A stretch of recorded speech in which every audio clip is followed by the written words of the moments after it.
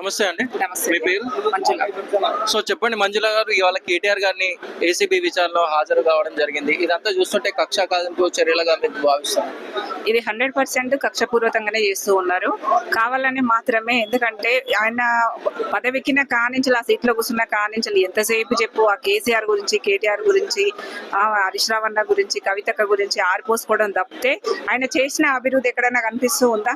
జనాలలో పోయి చూడండి, విలేజ్లలో 2 ఏళ్ల నుంచి ఎట్లాంటి అభివృద్ధి లేక జనాలు చాలా ఇబ్బంది పడుతారు. చేస్తే మీరు ఏమన్నా ఎంత మంచి అవకాశం వచ్చినప్పుడు ఊర్లకు బాగుపడే పనులు ఏమన్నా, జనాలకు అవసరం వచ్చే పనులు ఏమన్నా చేసి చూపించాలి. కానీ వీళ్ళ మీద కేసులు వాళ్ళ మీద కేసులు పెట్టి మీరు టైం పాస్ చేయడం తప్పితే ఇంతకంటే ఏం కనిపిస్తలేదు. సో గతంలో బీఆర్ఎస్ ప్రభుత్వం ఉన్నప్పుడు రైతులకు time to time Rythu Bandhu కానీ రైతు బీమా కానీ టైం టు టైం వచ్చాయి. ఇప్పుడు కాంగ్రెస్ ప్రభుత్వం అవి రావట్లేదని చాలా మంది ఇది 100% నిజం అండి. ఇంత ముందుకు బీఆర్ఎస్ ప్రభుత్వం ఉన్నప్పుడు మేము చూసుకోకపోయినా కూడా అకౌంట్లలో డబ్బులు పడుతూ ఉండే.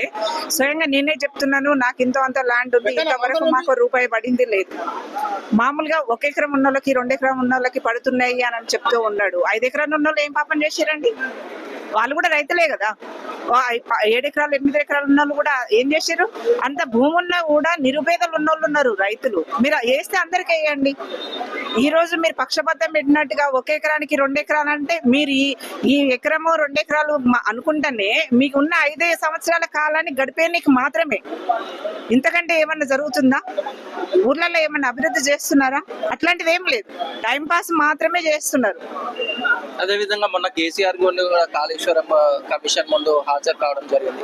ఇదంతా చూస్తుంటే ఏమనిపిస్తుంది? కాళేశ్వరం అనేది రైతులకు పెట్టిన అన్నం అండి.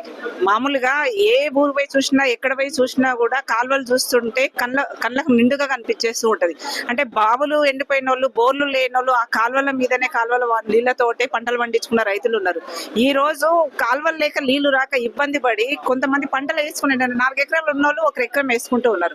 అట్లాంటి పరిస్థితి. అట్లాంటి ఆయనను తీసుకుపోయి మీరు ఈ కేసాన్ని దీంట్లో మోసం చేసిరండి, దాంట్లో మోసం చేసిరండి, జనాలకి ఏదో చెప్పాలనుకుంటూ ఉన్నారు.